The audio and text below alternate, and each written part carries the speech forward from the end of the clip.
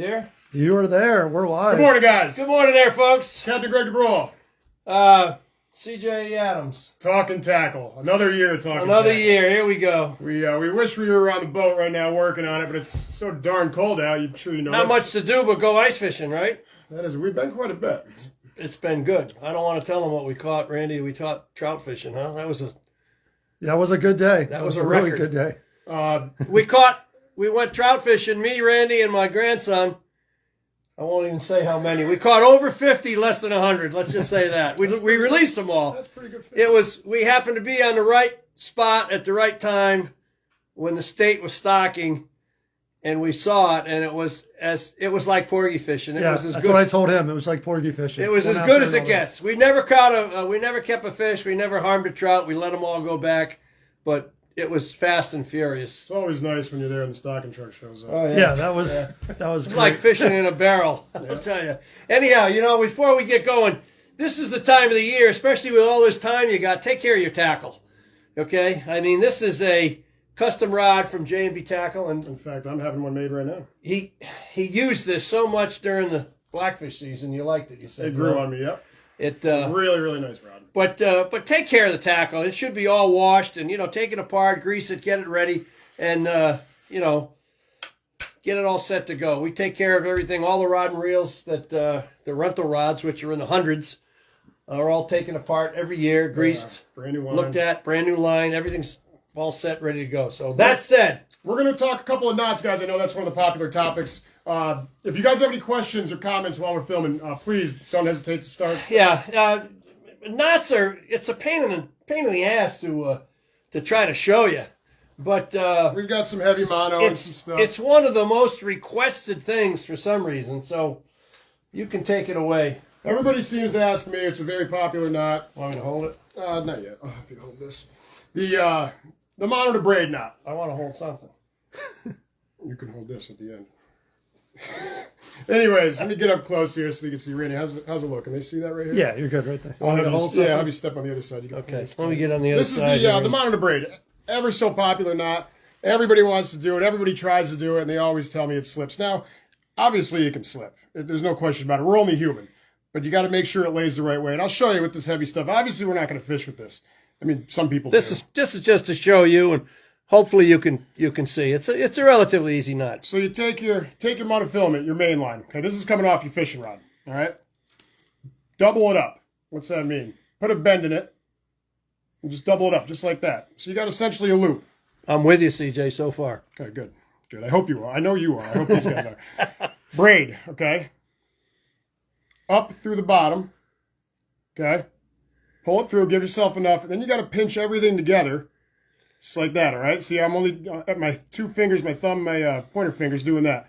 Then start wrapping away from you towards the braid. 1, 2, 3, 4, 5, 6, 7. I go 8 to 10. That's 8, 9, 10.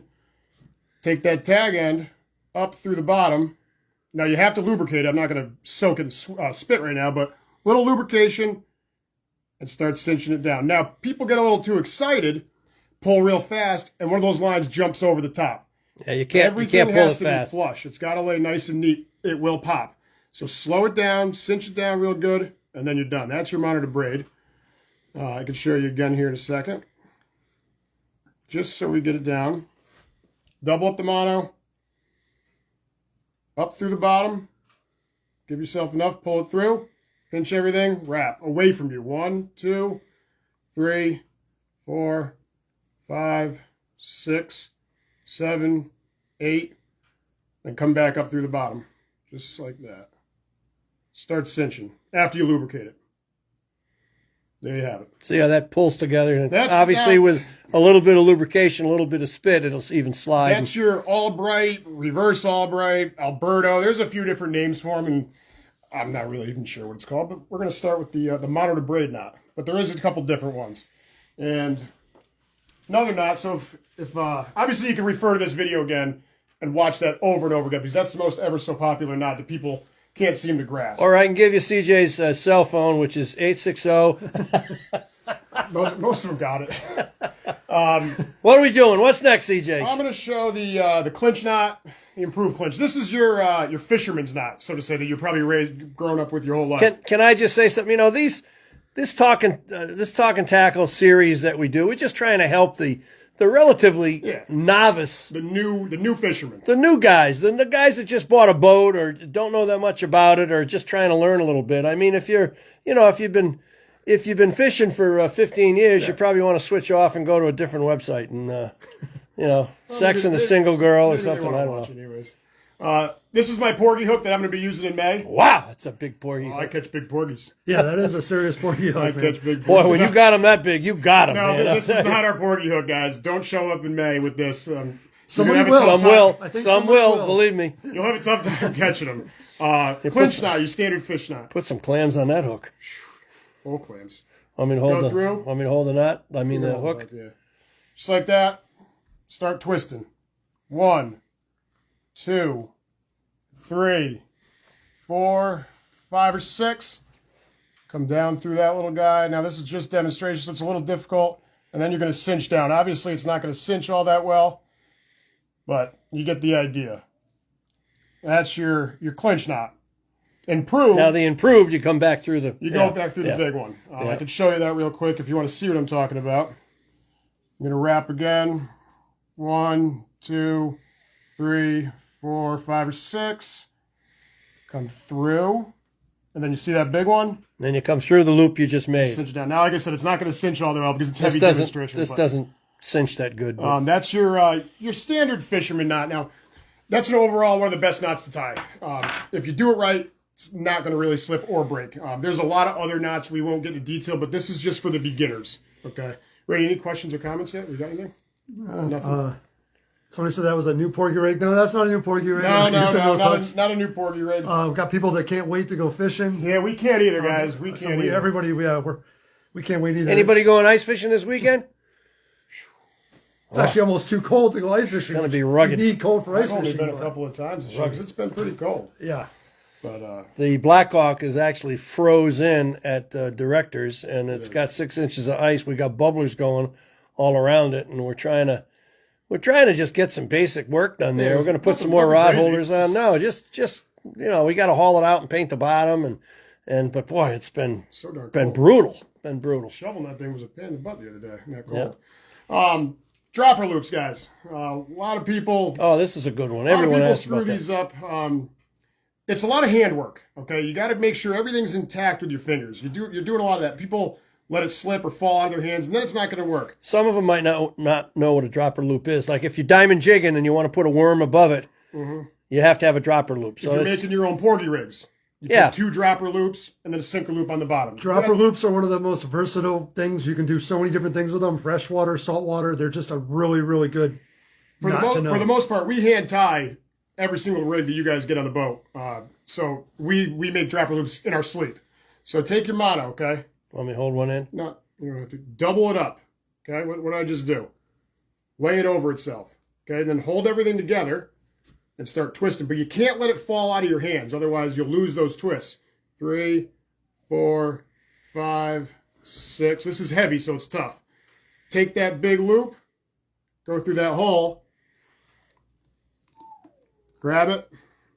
And cinch it up. Lubricate it. But that's a dropper loop. The key is, obviously, you can't let all those loops fall out of your hand.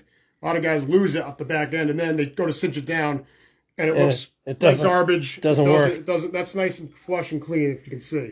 But that's your dropper loop. Very, very simple. It just takes practice. I'm sure when I tied the knot the first time, you too, we probably fell apart. So everything takes practice, and we see a lot of guys struggling with it, but just take your time.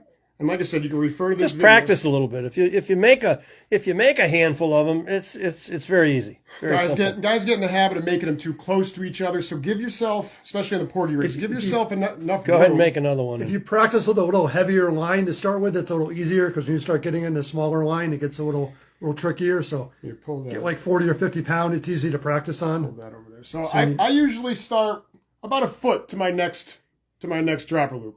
Same thing. Hold everything together. Start twisting. 2, 3. All he's doing is wrapping one around the other there. Just twisting it up. You don't want to lose it. And take that.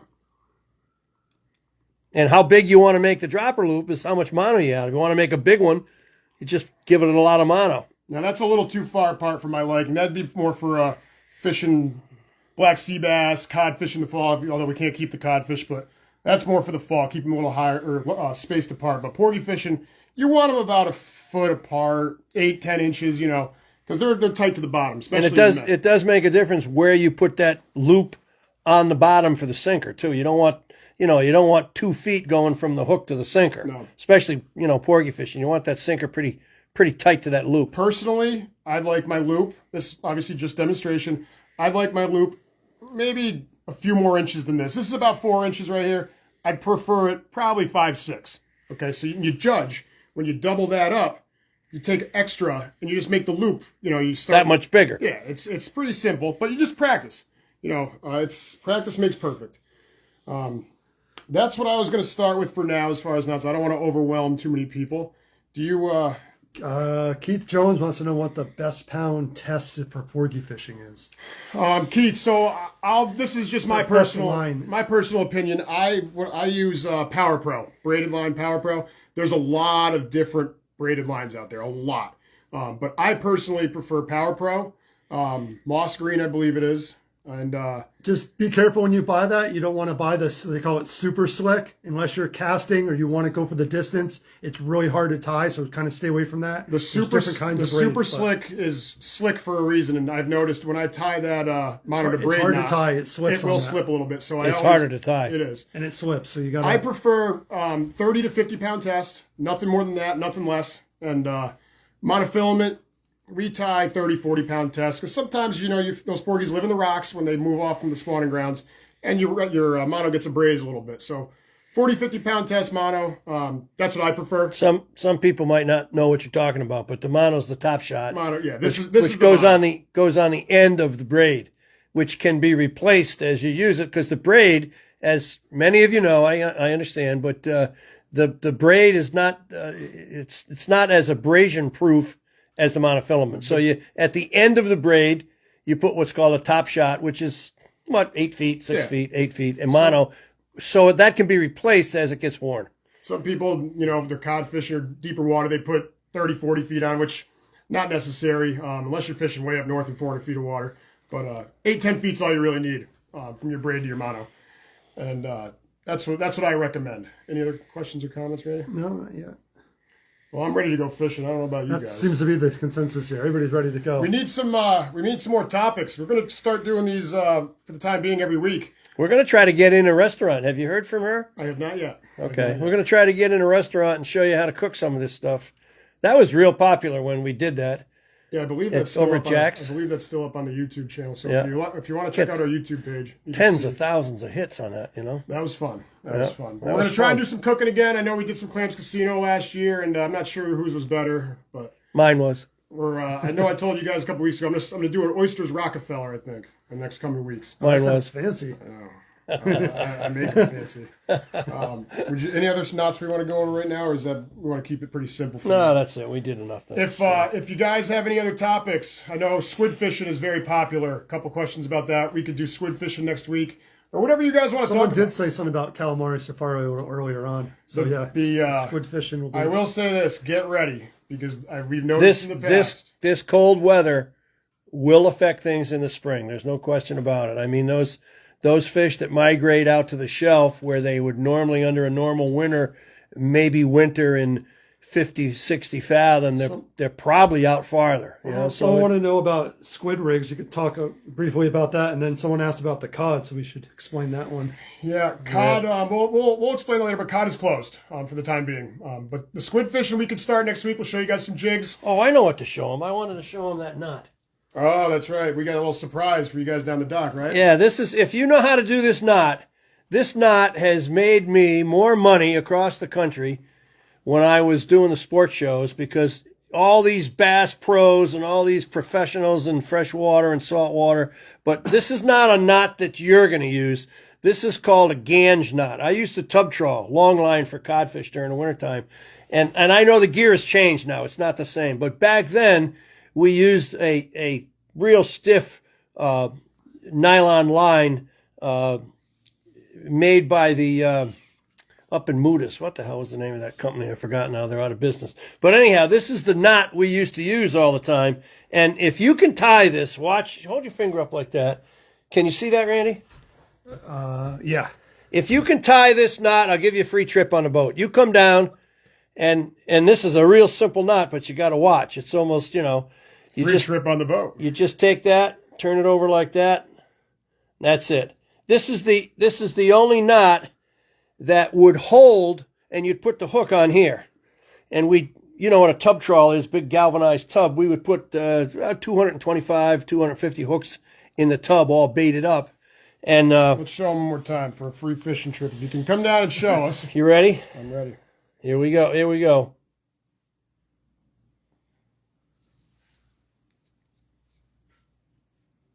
Looks pretty simple to me. It's called a ganj. It's called a ganj knot. Very, very easy.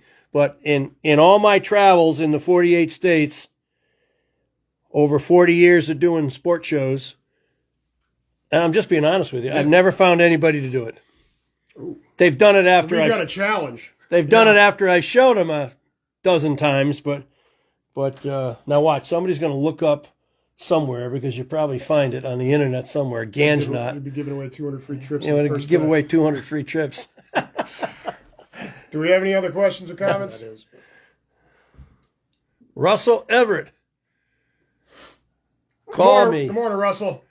Rusty! Rusty just said call me. I will call you. Talk to Rusty. I talked to Marty Hall from the Hartford Whalers yesterday. He wants to come ice fishing with us, so we'll do that. I'll call you as soon as we get off this Talkin Tackle here, Rusty, okay? Okay, folks, that's it. We done? We finished? We'll do something next week, maybe squid fishing, but keep your comments coming. Someone wanted to know if we could maybe talk sometime about fishing different moon phases. I don't know if we could. We can do that. Like that. And a lot of people, so Heather tells me, and I don't know if they want to hear this. You tell me if it's true. Heather says a lot of people want us to tell stories. Some life and death stories, to be honest with you. I mean, but comment on that and see if you'd like. Stuff like We that. got a lot of them. I'll tell you, after 56 years in this fishing business, believe me, I could compile a book. I can imagine. Okay, folks, listen, have a great weekend. Super Bowl weekend. Go Jets. Yeah, go Jets. Go Jets. Go Giants, I'll tell you. It's Anyways, unbelievable. we'll see you guys next week. Enjoy the game. Okay, take care, folks. Stay warm.